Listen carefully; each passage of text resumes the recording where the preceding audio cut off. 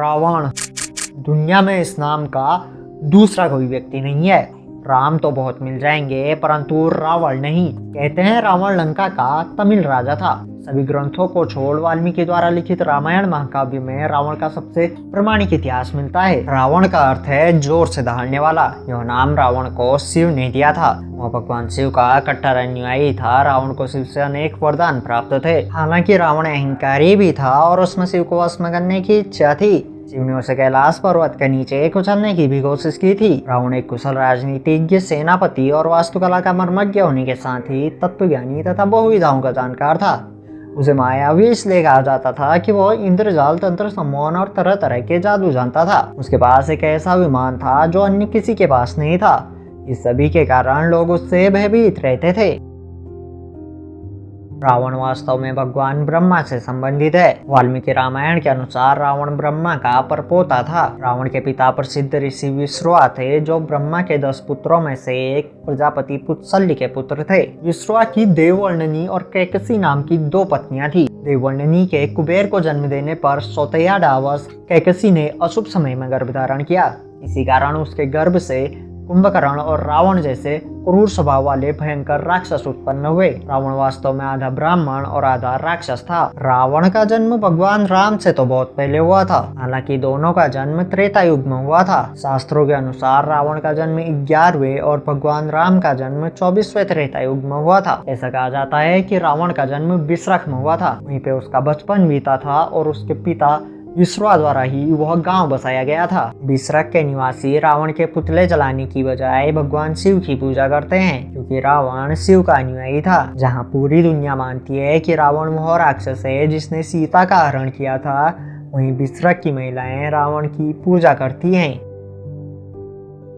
रावण ने शुंबा और बालीद्वीप को जीतकर अपने शासन का विस्तार करते हुए अंगद्वीप, मल्लद्वीप, वराहद्वीप, शंखद्वीप, कुशद्वीप, यवद्वीप और आंध्रालय पर विजय प्राप्त की। इसके बाद रावण ने लंका को अपना लक्ष्य बनाया। लंका पर कुबेर का राज था। आज के युग के अनुसार रावण का राज्य विस्तार श्रीलंका से मेडागास्कर, इंडोनेशिया, मलेशिया, बर्मा और दक्षिण भारत के कुछ राज्यों तक था। दरअसल माली, सोमाली और मालीवान नामक 3 दैत्यों द्वारा त्रिकूट सुबेल पर्वत पर बसाई लंकापुरी को देवों और यक्षों ने जीतकर कुबेर को लंकापति बनाया था। रावण की माता कैकसी सोमाली की पुत्री थी। अपने नाना के उकसाने पर रावण ने अपने सौतेली माता के पुत्र कुबेर से युद्ध की ठानी, परंतु पिता ने लंका रावण को दिलासा दी तथा कुबेर को कैलाश पर्वत के आसपास के त्रिविष्टप यानी कि तिब्बत क्षेत्र में रहने के लिए कह दिया। इसी तारतम्य में रावण ने कुबेर का पुष्पक विमान भी छीन लिया। पुराणों में उल्लेखित है कि मेडागास्कर, लंका और पूर्वी द्वीप समूह आपस में जुड़े थे और इस पूरे भूभाग को लंका कहा जाता था। बाद में राम और रावण के बीच हुए आणविक युद्ध और प्रलय जैसी प्राकृतिक प्रकोप से लंका के भूगोल में बहुत कुछ परिवर्तन हो गया। बावजूद रावण की मूल लंका आज भी यथास्थित है। इससे मिलते एक भूभाग कुमारीगंधम का वर्णन हमें तमिल लिटरेचर सिल्लिपद्दिकारम में भी मिलता है। कुमारीगंधम एक पौराणिक महाद्वीप है जिसके बारे में माना जाता है कि यह प्राचीन तमिल सभ्यता के साथ लुप्त हो गया था, जो वर्तमान में भारत के दक्षिण में हिंद महासागर में स्थित है। ऐसा माना जाता है कि लंका को भगवान शिव ने बसाया था। भगवान शिव ने पार्वती के लिए पूरी लंका को स्वर्ण जड़ित बनवाया था। श्रीलंका की श्री रामायण रिसर्च कमेटी के अनुसार रामायण काल से जुड़ी लंका वास्तव में श्रीलंका ही है। कमेटी के अनुसार श्रीलंका में रामायण काल से जुड़ी 50 जगहों पर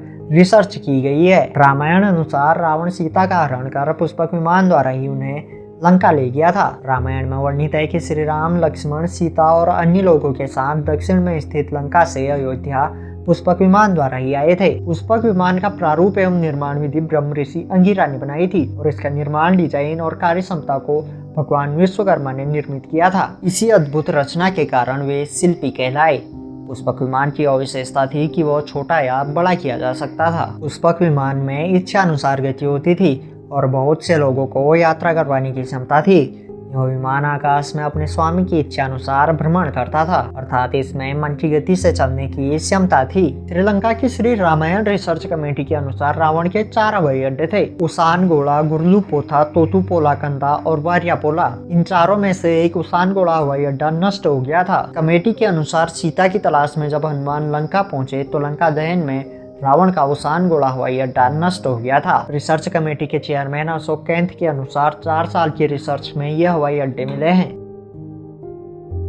कुबेर को बेदखल कर रावण के लंका में जम जाने के बाद उसने अपनी बहन शूर्पणखा का विवाह कालका के पुत्र दानवराज विद्यु विवाह से किया। उसने स्वयं दीति के पुत्र मई की कन्या मंदोदरी से विवाह किया, जो हेमा नामक अप्सरा के गर्भ से उत्पन्न हुई थी। माना जाता है कि मंदोदरी राजस्थान के जोधपुर के निकट मंडोर की थी। विरोचन कुमार बलि की पुत्री व्रजज्वाला से कुंभकर्ण का और गंधर्व राज महात्मा सैलु की पुत्री शर्मा से विभीषण का विवाह हुआ। कुछ समय पश्चात मंदोदरी ने मेघनाथ को जन्म दिया, जो इंद्र को परास्त कर संसार में इंद्रजीत के नाम से प्रसिद्ध हुआ।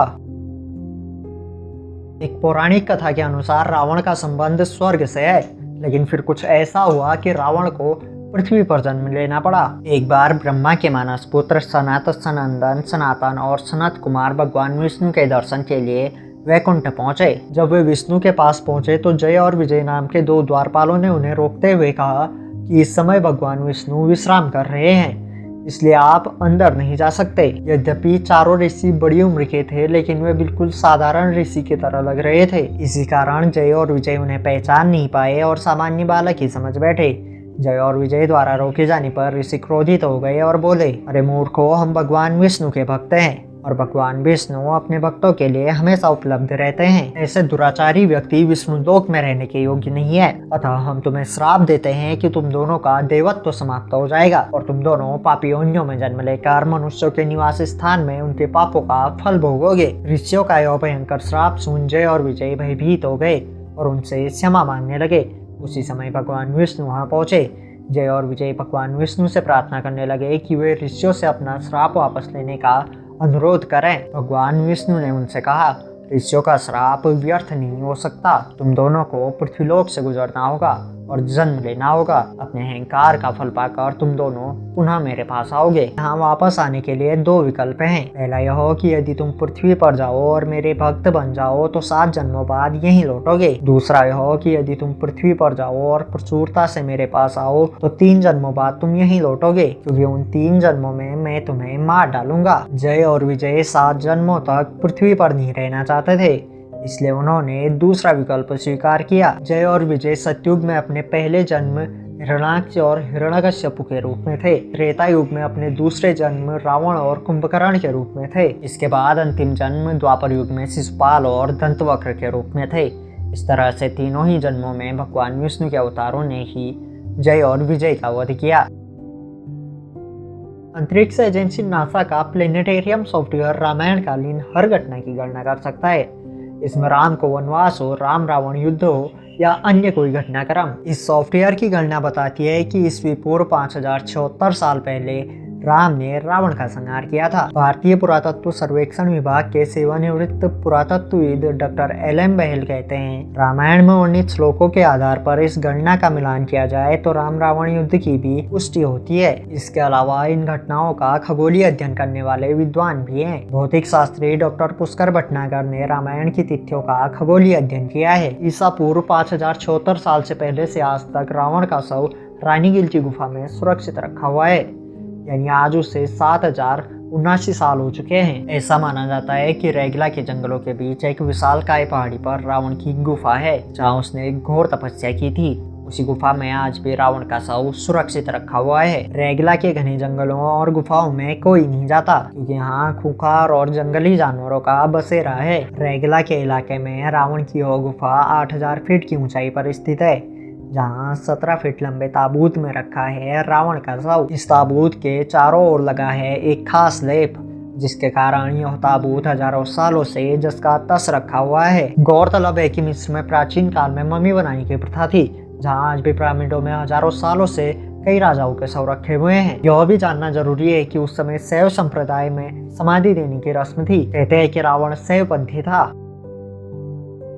छत्तीसगढ़ के गोंड वनवासी खुद को रावण का वंशज मानते हैं। बस्तर के मांडिया गोंड रावण को नफरत की दृष्टि से नहीं देखते हैं। गोंडों की एक बड़ी आबादी आज भी रावण की पूजा करती है। मांडला और बालाघाट जिलों में रावणवंशी गोंडों की संख्या बहुत अधिक है। देश दुनिया की अनेक रामायणों पर रिसर्च करने वाले डॉक्टर कामिल बुल्चे भी इस मत का समर्थन करते हैं। पहना, उराहो, बिरहोर जनजातियों में गीत गोत्र पाया जाता है। रावण का संबंध भी गीत जाति से था। उरा, असुर, खीरिया आदि जातियों में रावणा गीत अर्थ में प्रयुक्त होता है। रांची जिले के कटकैया गाँव गांव में वर्तमान में भी एक रावणा परिवार है। ये सब अपनी उत्पत्ति रावण से ही मानते हैं। नीलगिरी में शूर्पणखा की अब तक पूजा होती है। मलयाली नत्थु नामक जाति की स्त्रियां शूर्पणखा की संतानें मानी जाती हैं। भोपो नामक जनजाति में आज भी रावणहत्था नाम का वाद्य यंत्र प्रचलन में है। यह यंत्र और इसका चित्र आज भी पुणे के राज कपूर संग्रहालय में देखा जा सकता है। रावण संगीत का विशेषज्ञ था। वीणा का आविष्कारक रावण को ही माना जाता है। दरअसल रावण का राज्य उत्तर भारत तक विस्तृत था। शूर्पणखा, खर और दूषण इन राज्यों के अधिपति थे। रावण की अनेक रानियां थी और इनमें से कुछ दक्षिण भारत की भी थी। ऐसे में इन जातियों द्वारा खुद को रावण का वंशज मानना अचरज नहीं, सच्चाई है। इस वीडियो में हमने रावण के इतिहास की एक झलक देखी। उम्मीद है आपको ये जानकारी पसंद आई होगी। मिलेंगे फिर किसी वीडियो में किसी नई जानकारी के साथ। तब तक के लिए आप इस वीडियो को अपने साथियों तक पहुंचा सकते हैं। धन्यवाद।